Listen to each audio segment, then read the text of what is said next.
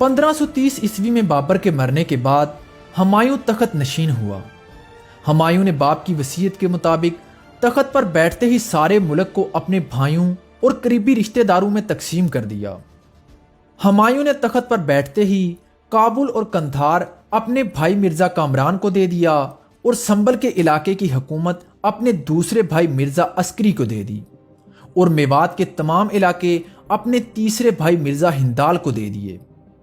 حکومت کی اس تقسیم کے بعد بابر کی وسیع حکومت کا ایک بڑا حصہ ہمایوں کے قبضے سے نکل گیا اور ہمایوں کے پاس ایک چھوٹے سے علاقے کی حکومت رہ گئی۔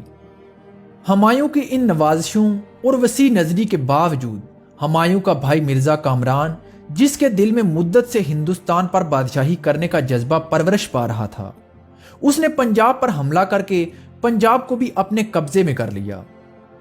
ہمایوں نے مرزا کامران کو سزا دینے کے بجائے پنجاب کے علاوہ کئی اور علاقے اس کو عطا کر دیے۔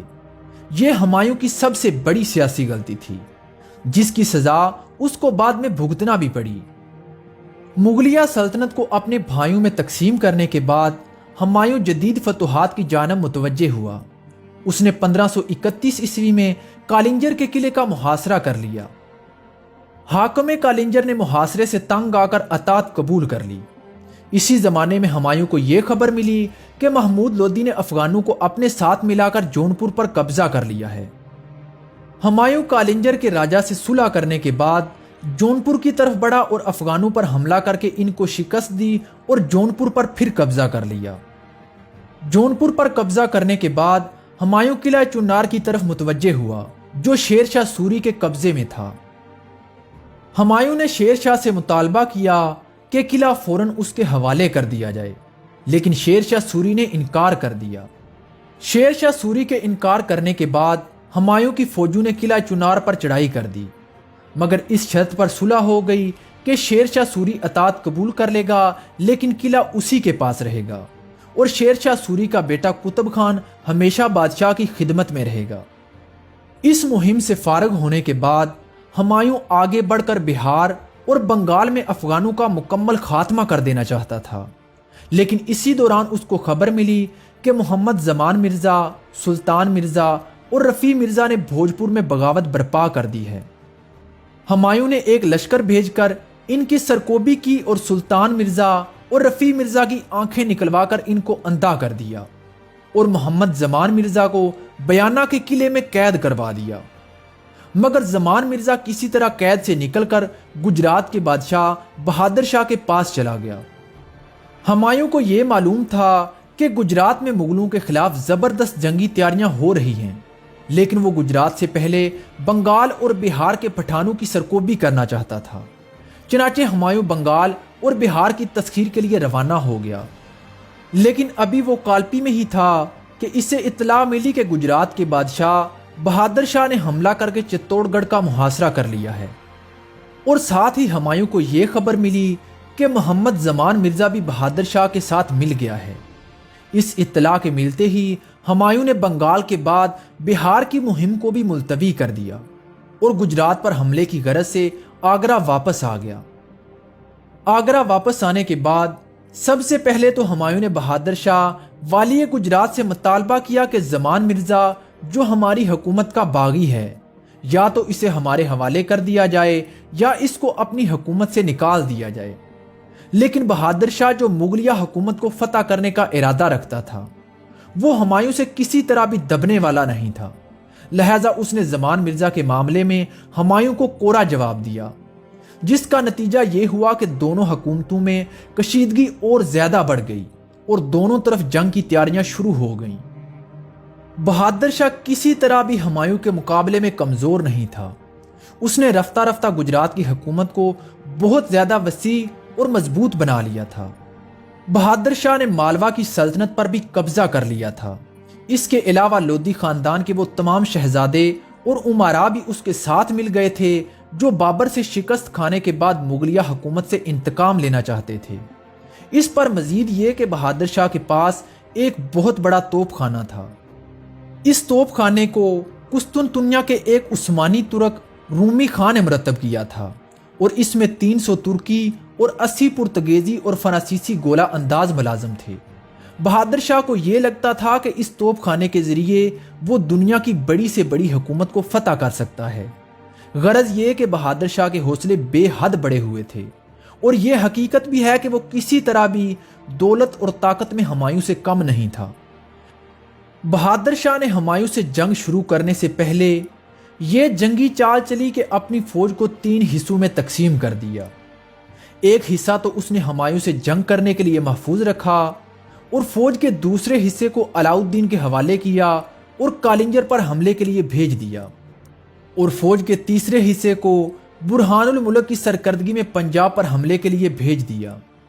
بہادر شاہ نے یہ طریقہ کار اس لیے اختیار کیا تھا کہ ایک ہی وقت میں کئی مورچوں پر جنگ چھڑ جانے سے ہمایوں بکھلا جائے گا۔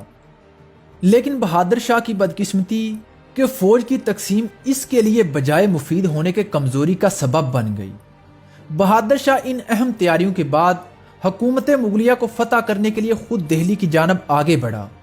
ادھر تاتار خان نے بیانہ پر حملہ کر کے بیانہ کو بھی فتح کر لیا۔ ہمایوں نے جب یہ حالات دیکھے تو اس نے بھی مرزا عسکری، مرزا ہندال اور ناصر مرزا کو 18,000 سپاہ دے کر بہادر شاہ کی اس فوج کے مقابلے کے لیے بھیجا جو دہلی کی جانب آگے بڑھ رہی تھی۔ ہمایوں یہ جانتا تھا کہ اگر دہلی پر حملہ کرنے والی اصل فوج کو شکست دے دی گئی تو باقی 2 فوجیں خود بخود منتشر ہو جائیں گی۔ جب ہمایوں اور بہادر شاہ کے لشکر آمنے سامنے ہوئے تو بہادر شاہ کے سپاہیوں پر مغل فوج کا کچھ ایسا رعب طاری ہوا کہ وہ بغیر لڑے ہی بھاگنا شروع ہو گئے۔ لہذا مغلوں نے آگے بڑھ کر بیانہ اور اس کے آس پاس کے علاقوں پر قبضہ کر لیا۔ بہادر شاہ کی وہ فوجیں جو پنجاب اور کالنجر پر حملے کے لیے بھیجی گئی تھیں وہ بھی منتشر ہو گئیں، لیکن بہادر شاہ چتوڑ گڑھ کا محاصرہ کیے ہوئے تھا۔ مغل فوج کے پہنچنے سے پہلے ہی بہادر شاہ نے چتوڑ گڑھ کو فتح کر لیا، لیکن اسے فوراً ہی مغل فوج سے لڑنے کے لیے تیاریاں کرنی پڑیں کیونکہ مغل فوج مالوا میں داخل ہو چکی تھی۔ بہادر شاہ نے اس مرتبہ اپنے توپ خانے کے افسر رومی خان کے مشورے سے یہ طے کیا کہ مغل فوج کا مقابلہ شمشیر زن اور تیر انداز سپاہیوں سے کرنے کے بجائے صرف توپ خانے سے کیا جائے اور گولہ باری سے مغل فوج کے پرہچے اڑا دیے جائیں۔ لیکن بہادر شاہ کی بدقسمتی کہ جب مقابلہ شروع ہوا تو یہ سارا توپ خانہ بیکار ثابت ہوا۔ غرض یہ کہ اس مرتبہ بھی بہادر شاہ کو شکست کھانی پڑی اور اس کو مانڈو کی طرف بھاگنا پڑا۔ ہمایوں کا لشکر بہادر شاہ کا تعاقب کرتے ہوئے مانڈو پہنچ گیا تو بہادر شاہ وہاں سے بھاگ کر چمپانیر کی طرف فرار ہو گیا۔ بہادر شاہ کے توپ خانے کا افسر رومی خان بھی فرار ہو کر ہمایوں کے پاس چلا آیا اور ہمایوں کی ملازمت اختیار کر لی۔ مغل فوج فتح اور کامرانی کے ساتھ مانڈو سے گجرات کی طرف روانہ ہوئی تو بہادر شاہ چمپانیر میں آگ لگانے کے بعد کمبھات کی طرف بھاگ گیا۔ چمپانیر پر قبضہ کرنے کے بعد بھی مغلوں نے بہادر شاہ کا تعاقب جاری رکھا، یہاں تک کہ بہادر شاہ کو کمبھات سے بھی بھاگنا پڑا۔ غرض یہ کہ بہادر شاہ کی اس شکست اور فرار کے بعد مانڈو اور گجرات پر مغلوں کا قبضہ ہو گیا۔ گجرات کی مہم سے فارغ ہونے کے بعد ہمایوں کو چاہیے تھا کہ وہ سیدھا دارالسلطنت جاتا، کیونکہ اس کے وہاں نہ ہونے کی وجہ سے نئے نئے فتنے کھڑے ہونا شروع ہو گئے تھے۔ لیکن ہمایوں کمبھات سے لوٹنے کے بعد قلعہ چمپانیر میں ٹھہر گیا اور یہاں اتفاق سے اس قلعے سے بہادر شاہ کا ایک بہت بڑا خزانہ ہمایوں کے ہاتھ لگ گیا۔ یہ خزانہ ہمایوں کے ہاتھ لگنے کے بعد ہمایوں اور اس کے ساتھی عیش پرستی میں ایسے مدہوش ہوئے کہ نہ تو ان کو دارالسلطنت کی خبر رہی اور نہ ہی انہوں نے گجرات کے انتظام کی طرف توجہ دی، جسے انہوں نے بڑی مشکل اور دشواری کے ساتھ بہادر شاہ جیسے مضبوط بادشاہ سے چھینا تھا۔ بہادر شاہ نے مغلوں کی یہ لاپرواہی اور بد انتظامی دیکھی تو اس نے عماد الملک کو گجرات کی تحصیل وصول کرنے کے لیے مقرر کیا اور اسے اختیار دیا کہ وہ جس طرح چاہے گجرات کا انتظام کرے۔ چنانچہ عماد الملک جب احمد آباد کی طرف روانہ ہوا تو اس نے راستے میں لوگوں کو انعامات سے نوازنا شروع کر دیا۔ اپنے خاص آدمیوں کو اس نے جاگیریں دینا شروع کر دیں اور اپنی اس فیاضی اور دریا دلی سے اس نے گجرات کے باشندوں کو پھر بہادر شاہ کا اطاعت شعار بنا لیا۔ عماد الملک نے مختصر سی مدت میں کس قدر ہر دل عزیزی حاصل کر لی، اس کا اندازہ اس بات سے لگایا جا سکتا ہے کہ جب وہ احمد آباد پہنچا تو اس کے پاس سورت اور کاٹھیاوار کے زمینداروں کے علاوہ 30,000 فوج جمع ہو گئی تھی۔ مزید یہ کہ جوناگڑھ کا حاکم مجاہد خان بھی 10,000 کی فوج کے ساتھ عماد الملک سے آن ملا تھا۔ ہمایوں کو جب معلوم ہوا کہ وہ تو عیش پرستی میں مبتلا ہے اور گجرات ہاتھ سے نکلا جا رہا ہے، تو وہ لشکر لے کر احمد آباد آیا اور عماد الملک بھی مقابلے پر صف آراہ ہو گیا۔ اس جنگ میں پہلے تو مغلوں کو شکست ہوئی، لیکن مغلوں نے سنبھل کر جب دوبارہ حملہ کیا تو عماد الملک کے 50,000 کے لشکر میں ہلچل برپا ہو گئی۔ عماد الملک فرار ہو گیا اور گجراتیوں کو شکست ہوئی۔ اس کے بعد ہمایوں نے گجرات کو اپنے بھائی مرزا عسکری اور چند دوسرے امرائے سلطنت کی نگرانی میں دے دیا اور خود مالوا کی جانب روانہ ہو گیا تاکہ مالوا میں بیٹھ کر وہ باغیوں کی سرکوبی بھی کرے اور گجرات سے بھی قریب رہے۔ ہمایوں کے دارالسلطنت سے دور رہنے کا نتیجہ یہ ہوا کہ ملک کے مختلف حصوں میں جا بجا بغاوتیں کھڑی ہو گئیں۔ بہار میں افغانوں نے بری طرح فتنہ برپا کر دیا۔ محمد سلطان مرزا نے اپنے بیٹے علو خان اور شاہ مرزا کی مدد سے قنوج سے لے کر جونپور تک کا علاقہ فتح کر لیا اور ساتھ ہی اپنے نام کا خطبہ بھی جاری کر دیا۔ آگرہ کے صوبے اور جمنا کے کنارے کے اضلاع میں بھی سرکشی کے اثار پیدا ہونے لگے۔ سکندر خان اور ملو خان نے مالوا میں بغاوت برپا کر دی اور اجین کے حاکم کو قتل کر دیا۔ ان شورشوں اور بغاوتوں کی اطلاع پانے کے بعد جب ہمایوں 1535 عیسوی میں گجرات سے مالوا پہنچا تو یہاں کے فتنہ پرور اس طرح کونوں میں چھپ گئے جیسے کبھی انہوں نے بغاوت کی ہی نہیں تھی۔ ان بغاوتوں کے دبنے کے بعد ہمایوں بڑی حد تک مطمئن ہو گیا۔ ہمایوں ایک جنگجو ہونے کے ساتھ ساتھ عیش پرست بھی تھا۔ وہ جہاں بھی کوئی فتح حاصل کرتا وہاں ہی عیش و عشرت کی محفلیں سرگرم کر دیتا۔ اسی طرح مالوا میں فتح حاصل کرنے کے بعد اس نے عیش و عشرت کی محفلیں سرگرم کر دیں۔ حالانکہ ہمایوں کو چاہیے تھا کہ وہ مالوا کی بغاوت کو فروغ کرنے کے بعد وقت ضائع کیے بغیر آگرہ پہنچ جاتا تاکہ اس کے آگرہ میں موجود نہ ہونے کی وجہ سے جو فتنے زور پکڑے جا رہے تھے وہ دب جاتے۔ گجرات جسے مغل فوج نے بڑی دشواری کے ساتھ فتح کیا تھا، وہاں ہمایوں کے نکلتے ہی بغاوتیں برپا ہونا شروع ہو گئیں۔ ان بغاوتوں کے دو اسباب تھے۔ پہلا سبب تو یہ تھا کہ گجراتی جو کئی برسوں سے گجرات کے بادشاہوں کے زیر اثر آ رہے تھے، ان کو قدرتی طور پر مغلوں سے نفرت اور گجراتی بادشاہوں سے محبت تھی۔ دوسرا سبب یہ تھا کہ ہمایوں نے وہاں جو نظام حکومت قائم کیا تھا وہ چست نہ تھا۔ ان اسباب کی بنا پر سارے گجرات میں عام بغاوتیں پھیل گئیں۔ بہادر شاہ والی گجرات نے پرتگیزیوں کو بھی اپنے ساتھ ملا لیا۔ ادھر گجرات کے بادشاہوں کے پرانے امراء نے اپنے علاقے مغلوں سے واپس لینا شروع کر دیے۔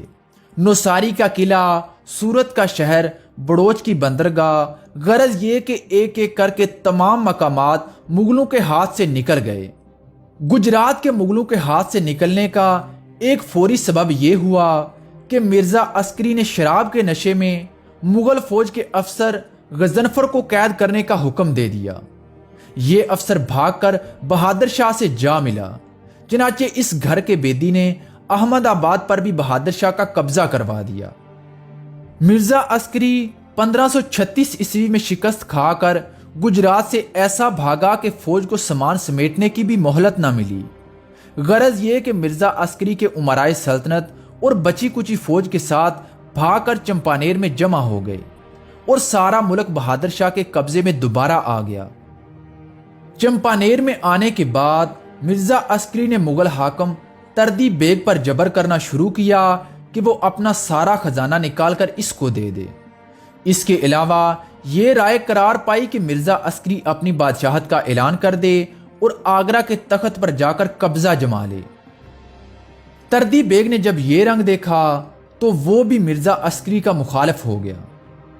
غرض یہ کہ بہادر شاہ نے حملہ کر کے چمپانیر پر بھی قبضہ جما لیا۔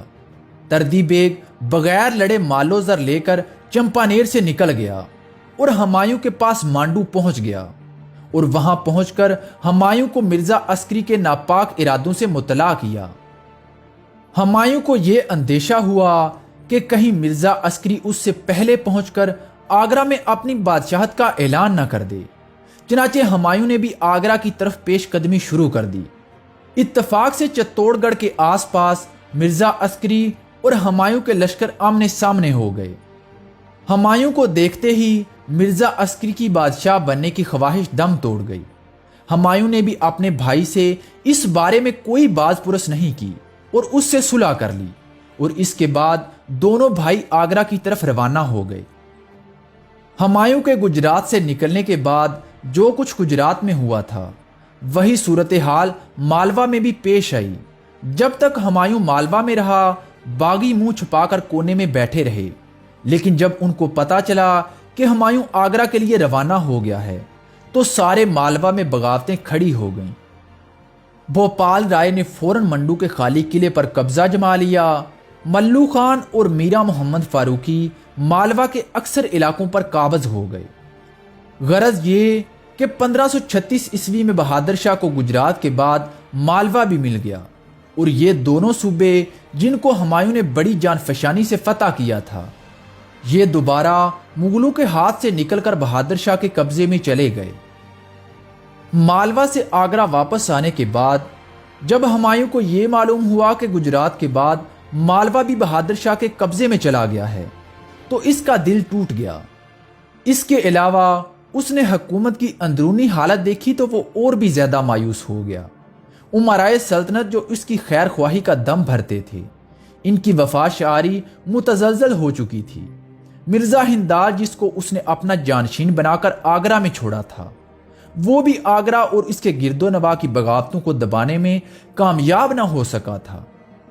سلطان مرزا اور اس کے بیٹے کو کنوج اور جونپور سے تو مرزا ہندال نے نکال دیا تھا، لیکن وہ بہار میں پہنچ جانے کے بعد وہاں شورشیں برپا کر رہے تھے۔ اس کے علاوہ پٹھانوں نے علیحدہ ایک طوفان برپا کر رکھا تھا۔ مغل حکومت چھوٹی چھوٹی خود مختار ریاستوں میں تقسیم ہو رہی تھی۔ ہر جگہ لا قانونی اور بد نظمی کا دور دورہ تھا۔